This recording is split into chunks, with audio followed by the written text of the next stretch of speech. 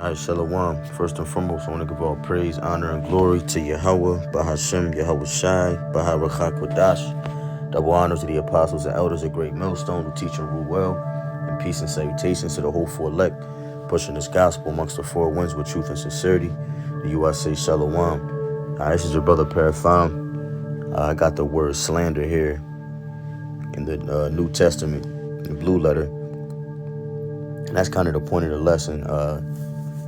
Esau is this ultimate slanderer, right? The wicked that was estranged from the womb. Shalakia. Video went on no ad break, but yeah, the so-called white man, the red man that the Bible speaks of, Esau, Edom, is the physical counterpart of the spiritual demon Satan on the left-hand side, right? So the word the word slanderous. In the blue letter here, the Greek is diablos, which we know means devil. All right, so prone to slander, slanderous, accusing falsely. All right, a culminator. One that word basically means to make false statements or the defamatory statements about somebody. Right. Also, another word is what is it? A traducer, as it says down here in the Strong's. Right, which goes into basically speaking badly to damage someone's reputation, right? Just as Esau, Edom. This is that perpetual hatred that he had for his brother Jacob, our forefather, right? So to slander someone, right? An inquisition without evidence, right? Without proof, right? Esau still butthurt about that supplanting of the birthright and the blessing.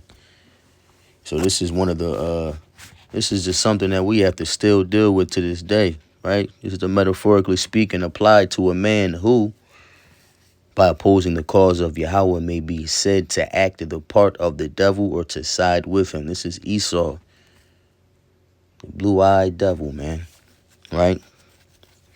So for edification's sake, I wanted to bring that out. Of course, the New Testament says something different. That's why it's important to go into these words, the definitions, the root words, the etymology. Right? What's that? I had Numbers 14 and 36 up, I believe it was. Shalakia, bear with me. Let me see.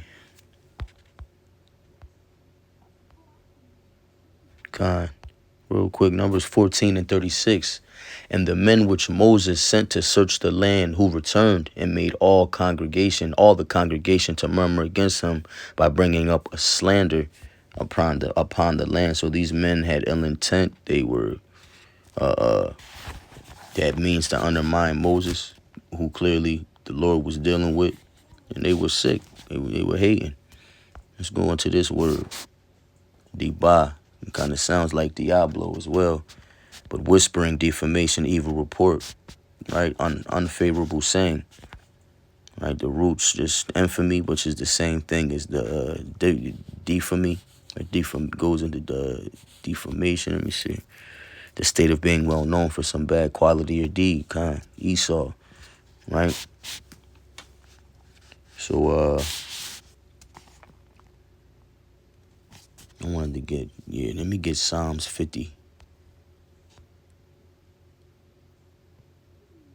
Because Esau, he's prone to slander, man. He's righteous in his own wickedness. He is doing what the Lord told him to do. It's really that simple. It's just a hard pill to swallow, but this is all of the Lord. This is Psalms 50 and 20. Thou sittest and speakest against thy brother. Thou slanderest thine own mother's son. With his words, because Esau's blessing is it's a two-edged sword. One being the physical blessing, the fatness of the earth, having the resources, right? The influence. Right, to us, we go to him for the one of all things. Okay. Also, so the blessing of the sword is physical. Also, it's his tongue. Right. He was estranged. The wicked was estranged. Let's just get it. And that's only a couple chapters over. Psalms 58 and 3.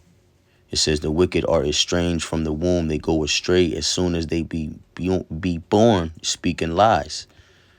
Con. It's Esau, man. This is Psalms 55 and 21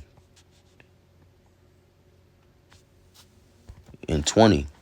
He hath put forth his hands against such as be at peace with him.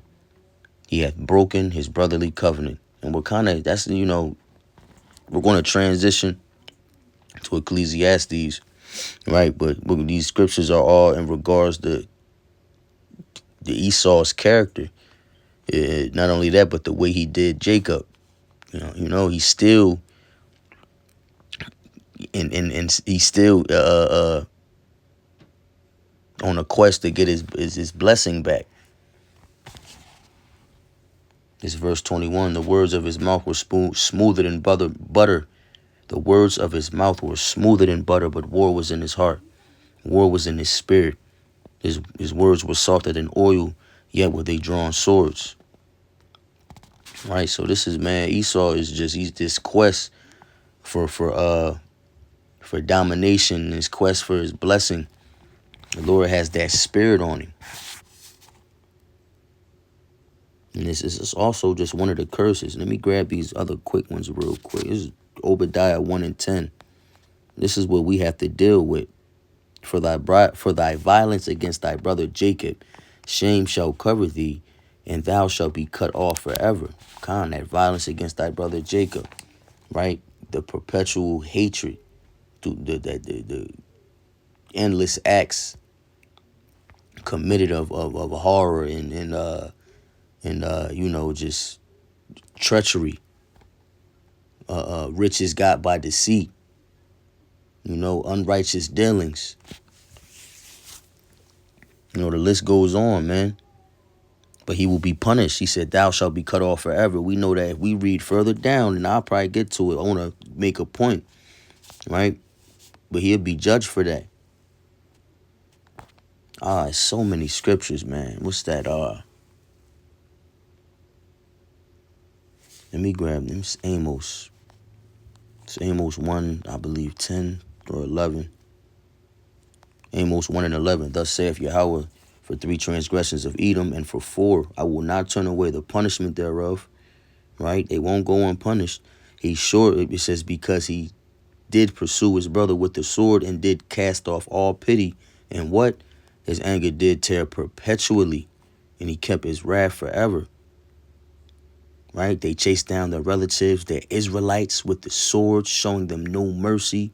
In their rage, they slashed them continually and were unrelenting in their anger. What is that? Jeremiah. See, now I got to get that. Is that Jeremiah 49 and 11? Salakia Akim. No.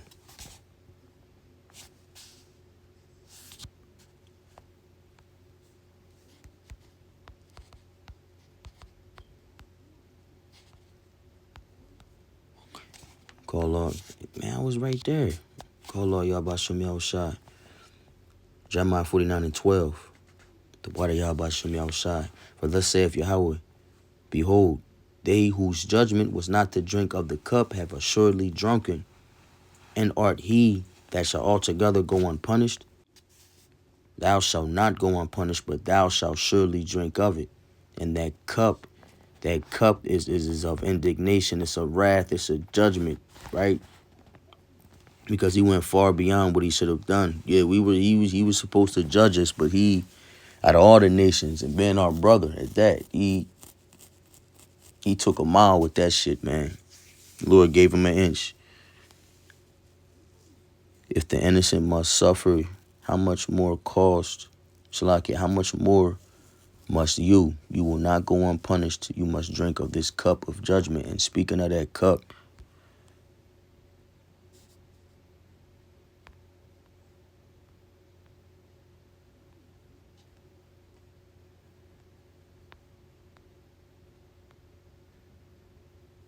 in Psalm 75 and 8, from the hand of the Lord Yahweh there is a cup And the wine is red and full of mixture, and he poureth out of the same.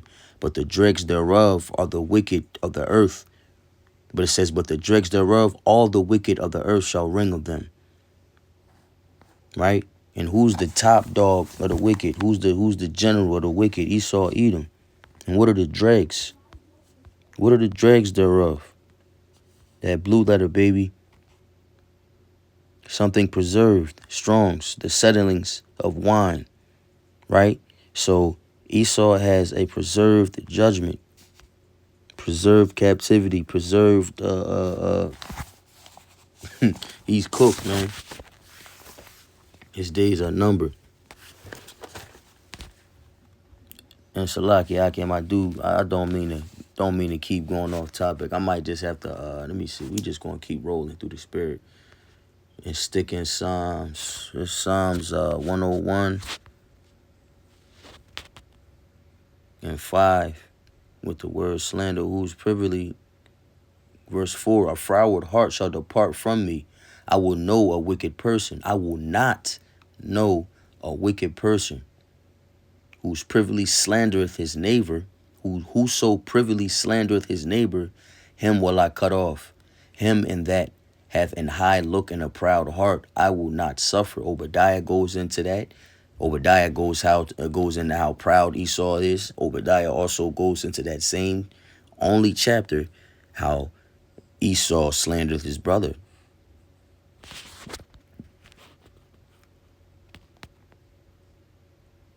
It says, I will cut him off. Right? Whoso privily slandereth his neighbor. We know neighbor only applies to the 12 tribes of Israel. Esau's cooked. What's that, Jared? Let me hit Jeremiah 9 and 4. Get these few that I wrote down. It says, take heed every one of his neighbor, and trust ye not in any brother, for every brother will utterly supplant. That's crazy how they use the word supplant. And every neighbor will walk with slanders. Now we know that Jacob supplanted Esau for righteousness, for righteousness' sake, because it was the Lord's will. Right? But on the other side, this is a double entendre. Right? Because the scripture says that the foe shall be of your own household, roughly paraphrasing. Right? The ones close to you. Right? That the love of many shall wax cold. So take heed of every one of his neighbor, and trust ye not in any brother, for every brother will utterly supplant, and every neighbor will walk with slanders.